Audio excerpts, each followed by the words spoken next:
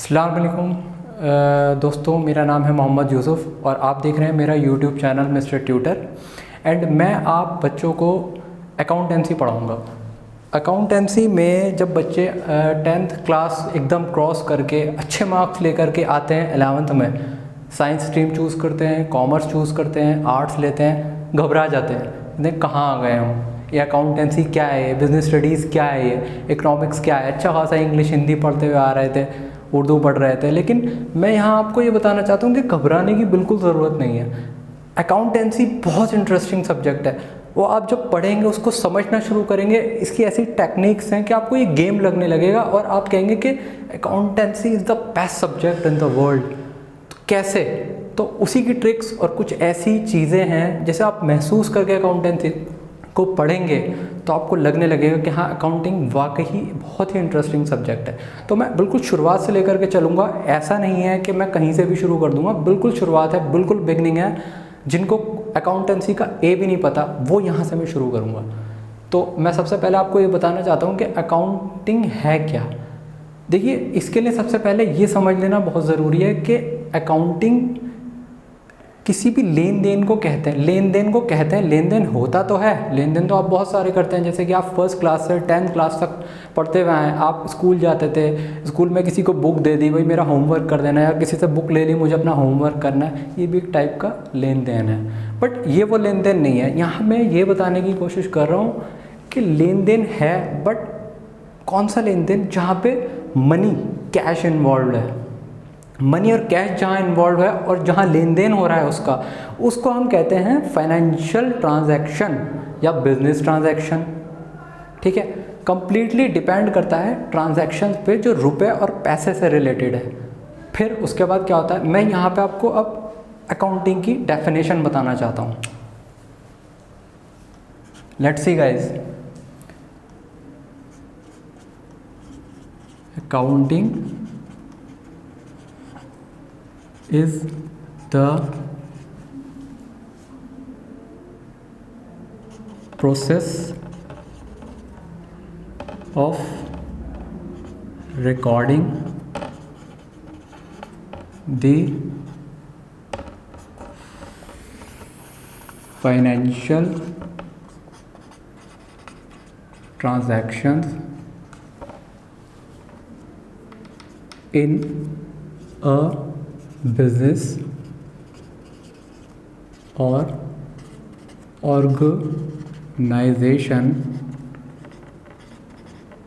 Accounting is the process of recording the financial transaction in a business or in a financial transaction of a business or organization. It also includes the process of summarizing, analyzing and reporting of these transactions। तो मैं अब आपको बताऊंगा debit और credit के बारे में। Debit और क्रेडिट वो टर्म्स हैं अकाउंटेंसी की, वो बेस हैं, वो पिलर्स हैं जिनके बिना आप अकाउंटेंसी कभी समझ ही नहीं सकते। तो अगर आपकी समझ में डेबिट और क्रेडिट बहुत अच्छे से आ जाता है तो आप अकाउंटिंग के चैम्पियन बन सकते हैं, सच में। तो आइए मैं आपको थोड़ा सा बताता हूँ अकाउंटिंग के डेबिट और क्रेडिट टर्म्स के बारे में।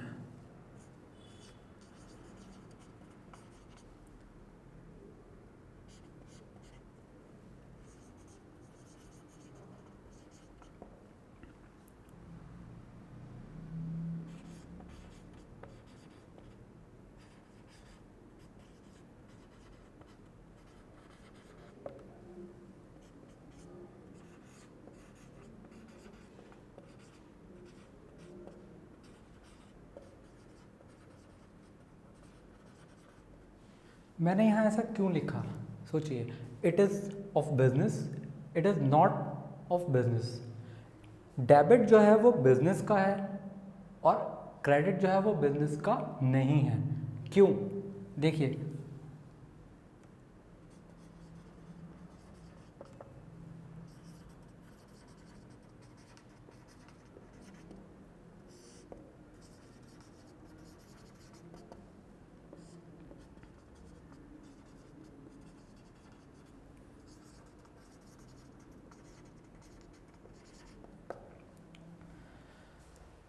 सबसे पहले ये समझ लेना बहुत ज़रूरी है कि जो बिज़नेस है और एक बिजनेसमैन है, बिजनेसमैन जो बिज़नेस किसी फर्म को क्रिएट करता है, बिज़नेस को, मान लीजिए ABC लिमिटेड कोई कंपनी है और इसमें मिस्टर X कैपिटल लगाता है 1 लाख रुपए। मिस्टर X ने ABC लिमिटेड में पैसा लगाया कैपिटल के रूप में, जिसे हमने कहा कैपिटल 1 लाख रुपए। तो ये 1 लाख रुपए बिजनेस के लिए वो अमाउंट है जिसके लिए वो लायबल है टुवर्ड्स बिजनेसमैन। मिस्टर एक्स को ABC लिमिटेड की ये जिम्मेदारी है कि ये 1 लाख रुपए उसे प्रॉफिट या लॉस वॉटेवर जो भी अर्न करता है या बियर करता है लॉस को, उसकी शक्ल में इसे मिस्टर एक्स को वापस देना है। Both are different entity. Business और बिजनेसमैन दोनों एक दूसरे से अलग हैं। ये बिजनेसमैन इसका मालिक के तौर पे समझ सकते हैं आप कि बिजनेस इसके लिए एक रोबोट है, एक इसका नौकर है जो इसके द्वारा इसमें लगाए गए पैसे को कमा करके इसे देगा, तो ये इसकी लायबिलिटी है। तो जो ये हमारी कैपिटल है, ये बिजनेस की क्या हुई जिम्मेदारी, प्रॉफिट या लॉस जिसके साथ भी उसे वापस देनी है। इसी तरह ये जो लायबिलिटीज़ होती हैं, ये लायबिलिटीज़ वो अमाउंट हैं जो बिजनेस को आउटसाइडर्स को पे करना है, जैसे डेटर्स को देना है, क्रेडिटर्स को देना है, एनीवन। तो ये always will be credited. Got it guys? आया समझ में? दोबारा समझाता हूँ। कैपिटल वो अमाउंट है जो बिजनेसमैन के द्वारा बिजनेस में लगाया गया है, और बिजनेस और बिजनेसमैन दोनों एक दूसरे से अलग हैं, डिफरेंट हैं, दोनों का आपस में एक रिश्ता है। बिजनेसमैन बिजनेस का एक मालिक है और बिजनेसमैन की लिए एक नौकर की तरह काम कर रहा है, एक रोबोट की तरह काम कर रहा है। उसे कमाने के लिए पैसा दिया गया है बिजनेसमैन के द्वारा। तो ये जो पैसा है ये जिम्मेदारी है बिजनेस की, बिजनेस को वापस देने की, और लायबिलिटी जिम्मेदारी है बिजनेस की अदर्स को, आउटसाइडर्स को वापस देने की, जैसे कि क्रेडिटर्स को उसे पैसा वापस देना है। तो ये these always will be credited. उसी तरह जब हम डेबिट की बात करेंगे तो डेबिट में ये जो एसेट्स हैं, एसेट्स जो हैं हमेशा बिजनेस की होती हैं, जैसे कि फर्नीचर है, फिक्सचर है, कार है, कंप्यूटर है, आपका फर्नीचर है, आपका व्हीकल है। तो वो क्या है, एसेट्स क्या हैं, बिजनेस की हैं, बिजनेस के लिए हैं, बिजनेस में काम आने वाली चीज़ें, संपत्ति है बिजनेस की, इसलिए ये होंगी हमेशा डेबिटेड। तो इस तरह है कुछ डेबिट और क्रेडिट का फ़र्क एक दूसरे को समझने के लिए। उम्मीद है कि आपके कुछ समझ में आया होगा। बाकी जैसे जैसे हम स्टेप बाय स्टेप आगे बढ़ेंगे तो ये चीज़ें क्लियर होती रहेंगी। डेबिट और क्रेडिट कोई बड़ी चीज़ नहीं है, लेकिन करते करते practice, everything want practice, everything needs practice. Practice के बिना आप कुछ नहीं कर सकते, प्रैक्टिस की ज़रूरत बहुत पड़ेगी। अकाउंट्स प्रैक्टिस पे बेस्ड है, जैसे कि कोई भी प्रैक्टिकल सब्जेक्ट में प्रैक्टिस के बगैर आप महारत हासिल नहीं कर सकते। तो जैसे जैसे आप आगे डेबिट और क्रेडिट को जितना ज़्यादा यूज़ करेंगे उतना ज़्यादा आप इसमें माहिर बनते चले जाएंगे।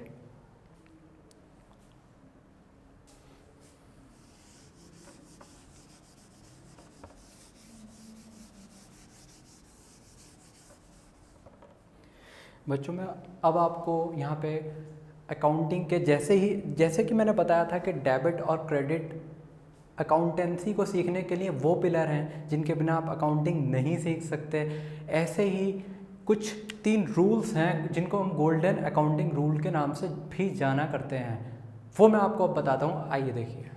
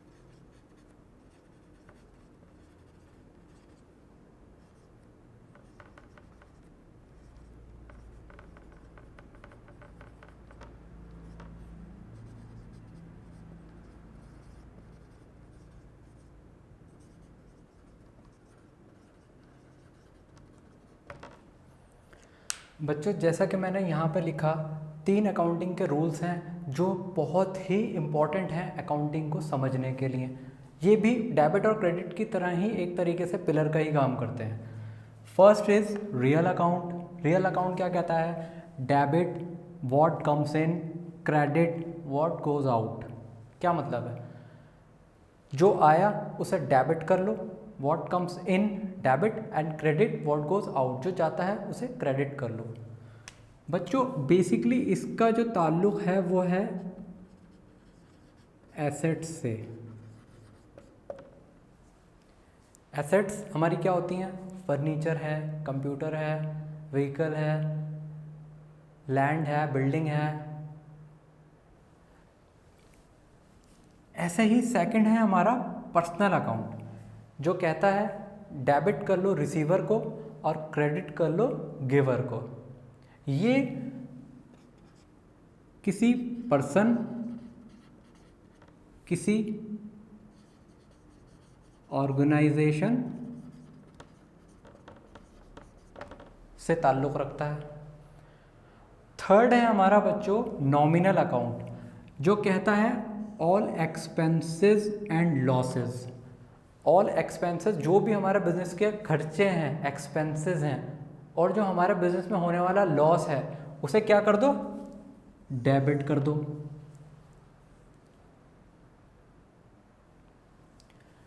कहता है ऑल इनकम्स एंड गेन्स, जो भी बिजनेस की इनकम्स हैं और गेन्स हैं उनको क्या कर दो? Credit. All expenses and losses debit, all income and gains credit. अब मैं इन तीनों को बताता हूं दोबारा। रियल अकाउंट हमारा फिक्स एसेट्स को शो करता है, फिक्स एसेट्स से रिलेटेड है, फिक्स एसेट्स को शो करता है। क्या कहता है? व्हाट कम्स इन डेबिट, जो व्हाट कम्स इन, जो आ रहा है उसे डेबिट कर लो और जो जा रहा है उसे क्रेडिट कर दो। फॉर एग्जाम्पल, मैं एक एक करके एग्जाम्पल समझाऊंगा अब इनके।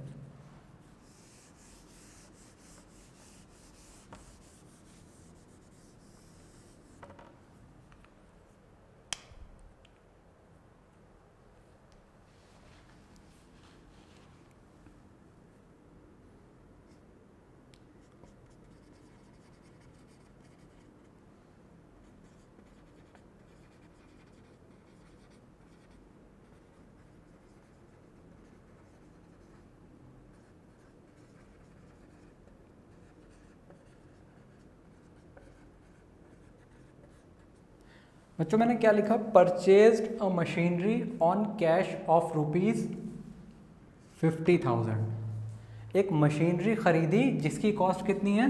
50,000 रुपये, और कैश में खरीदी। तो इसमें हम क्या करते हैं कि इसको बेस बनाएंगे। अब मैंने आपको बताया ना कि रियल अकाउंट का जो ताल्लुक़ है, जो उसका रिलेशन है वो किससे है? फिक्स एसेट्स है। और मशीनरी हमारी FA है, फिक्स एसेट्स है, फिक्स एसेट्स है। अभी आप बच्चों की समझ में नहीं आ रहा होगा कि फिक्स एसेट्स कैसे मशीनरी है, क्यों है। मतलब इनकी वीडियो में आगे आप मेरी वीडियो में समझ पाएंगे। अभी ये आपकी बिल्कुल शुरुआत है, तो ऐसा नहीं है कि 100 में से आपको 100 चीज़ें समझ में आ जाएंगी, 100 में से आपको 50 भी आ सकती हैं। तो घबराने की बिल्कुल ज़रूरत नहीं है, धीरे धीरे सब कुछ समझ में आता है। अभी आप ये कॉन्फिडेंट रखिए अपने हाथ में कि आपको समझ में आ रहा है। हाँ ठीक है, ओके, सर ने बता दिया कि हाँ ये मशीनरी फिक्स एसेट्स है, ओके दैट्स फाइन, पैनिक होने की ज़रूरत नहीं है। मशीनरी को FA क्यों है, यहीं गाड़ी अटक जाएगी तो आगे की चीज़ें समझ में नहीं आएंगी, इसलिए टेक इट ईजी, चलते रहिए बस। Purchased a machinery on cash ₹50,000। क्या कहता है? डेबिट व्हाट कम्स इन, क्या आ रहा है हमारे पास? मशीनरी, अकाउंट डेबिट 50,000, और जा क्या रहा है बच्चों? क्या जा रहा है हमारे पास से? Cash. Cash account credited, being cash paid for purchasing of machinery। बच्चों ये तरीका होता है जर्नल एंट्रीज़ का। ये आगे की सारी स्टेप्स हैं जो मैं आपको आगे डिटेल में समझाऊंगा मेरे आने वाली वीडियोस में। आपको ये सारी चीज़ें पर टॉपिक वाइज स्टेप वाइज आपको सब मैं डिटेल में समझाऊंगा। अभी आप ये देखिए कि मैं जो आपको समझाने की कोशिश कर रहा हूँ कि ये रियल अकाउंट है जो FA से रिलेटेड है। क्या कहता है, डेबिट कर लो व्हाट कम्स इन, क्रेडिट कर लो व्हाट गोज़ आउट। क्या आया हमारे पास बच्चों, मशीनरी आई है, परचेज़ की है, इसलिए हमने क्या कर ली, डेबिट कर ली। क्रेडिट किसको कर लिया, कैश को क्यों कर लिया, क्योंकि कैश जा रहा है। इस तरह ये एक जनरल एंट्री भी तैयार हो गई आपके सामने और इसको हम ऐसे रिप्रेजेंट करते हैं, नीचे नरेशन डालते हैं, being cash paid for purchasing of machinery 50,000 debit 50,000 credit. इस तरह ये रियल अकाउंट आपके सामने आ गया जो कि मैंने आपको रिप्रेजेंट किया with an example. Now turns personal account.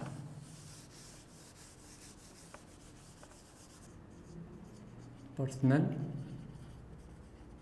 Account क्या कहता है, debit the receiver and credit the giver.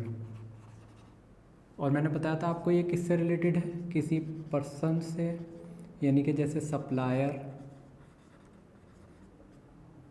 या कोई ऑर्गेनाइजेशन एटसेट्रा।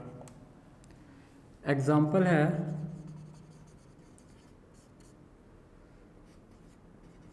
परचेज्ड गुड्स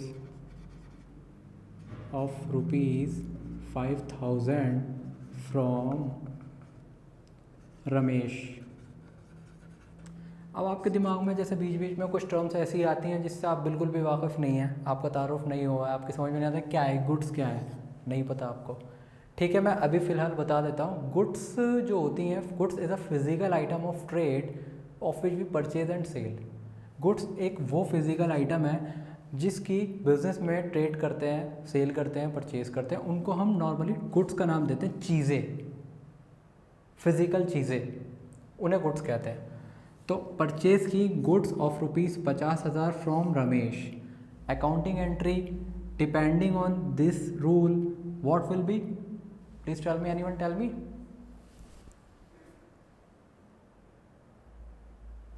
मैं बताता हूँ। Debit the receiver, credit the giver. Receiver कौन है, जो परचेज कर रहा है, परचेज अकाउंट डेबिट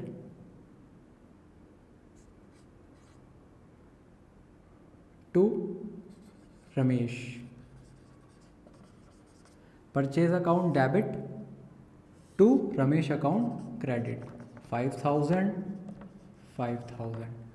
परचेज क्या है यहाँ पे, ये नॉमिनल अकाउंट का फिलहाल एग्जांपल है और ये रमेश जो है यहाँ पे ये है हमारा पर्सनल अकाउंट।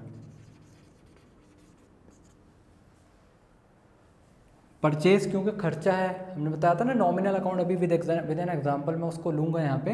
ये हमारा खर्चा है, नॉमिनल अकाउंट का एग्जांपल है। ये रमेश है क्योंकि ये एक सप्लायर है, एक सप्लाई करने वाला बंदा है, कोई बिजनेस ऑर्गेनाइजेशन भी हो सकता था तो भी पर्सनल अकाउंट में यहाँ पे जाएगा, तो इसलिए पर्सनल अकाउंट हो गया। अब मैं आपको नॉमिनल अकाउंट का एग्जाम्पल बताऊँगा एक।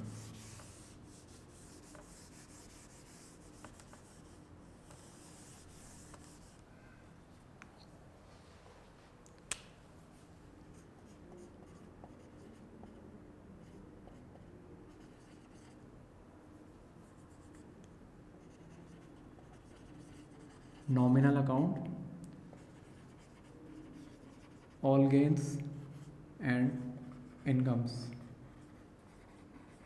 credited, all expenses and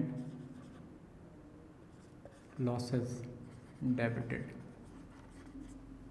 Example is here.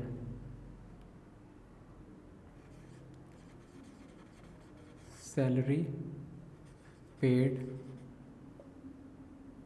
to Ramesh 5,000 रुपये। एंट्री होगी salary account debit to Ramesh account.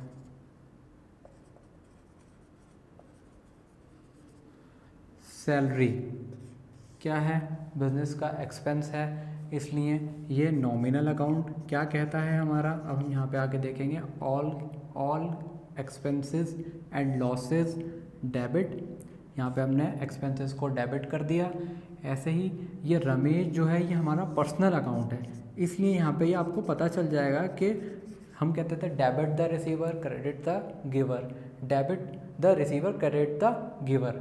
तो इस तरह ये आपके एग्जाम्पल्स यहाँ पे पूरे हो जाते हैं। अगर आपको ये वीडियो पसंद आया तो प्लीज़ लाइक और शेयर करना ना भूलें, और अगर आपको पसंद आया तो इसको सब्सक्राइब ज़रूर करें ताकि आपको आगे की अपडेट वीडियोस टाइम पे मिलते रहें। Thank you so much.